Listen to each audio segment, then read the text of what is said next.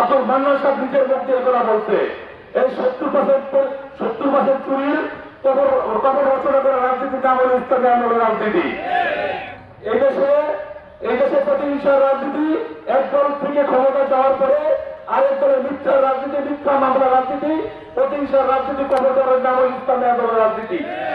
এজন্য আমি আপনাদের উন্নত আহ্বান করবো, আমাদের মাটি উর্বর, আমাদের জমি উর্বর, সর্ব জায়গা থেকে আলহামদুলিল্লাহ আশাবাদী, কিন্তু আমাদের নেতা কর্মী বসে থাকবেন না, সর্ব জায়গায় সর্বঘরে ভক্ত দৌড় আপনারা ইনশাল্লাহ দাওয়াত পৌঁছে দিবেন।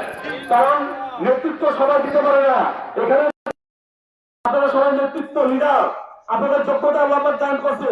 এই জন্য আপনারা যদি ঘরে ঘরে ব্যক্তিগত ব্যক্তি ভোট দাওয়াত পৌঁছে দিতে পারেন, ইনশাল্লাহ আমাদের সফলতা আসবে, ইনশাল্লাহ আসবে।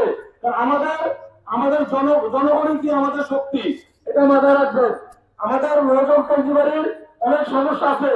54 বছরে যারাই ক্ষমতায় গেছে, আপনারা জানেন মোল্লাবাজার ব্রিজটার যে অবস্থা, ইনশাল্লাহ আমরা যদি সম্মিলিতভাবে সংসদ সদস্য হতে পারি, আমরা দ্রুত সময়ের মধ্যে মোল্লাবাজার ব্রিজের সমস্যা সমাধান করব।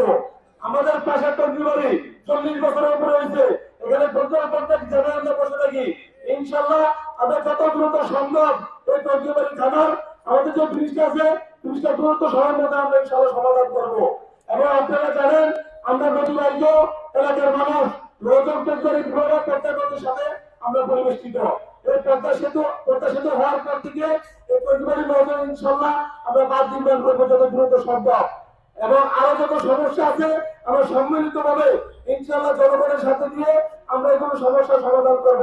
আমি কাউন্সিলর বোর্ড, আজকে জানেন যুব সমাজ মাদকে আসক্ত হয়ে যাচ্ছে, যারা মাদকের রাজনীতি করে তাদের বিজ্ঞাপনগুলি দেখে সমস্ত যুবকদের বলবো আপনার ইসলামী আন্দোলন এবং ইসলাম দেশ মানবতার এই পথের মধ্যে এসে আপনারা ইনশাল্লাহ ইসলামের পক্ষে কাজ করেন, আপনাদের পক্ষে কাজ করেন।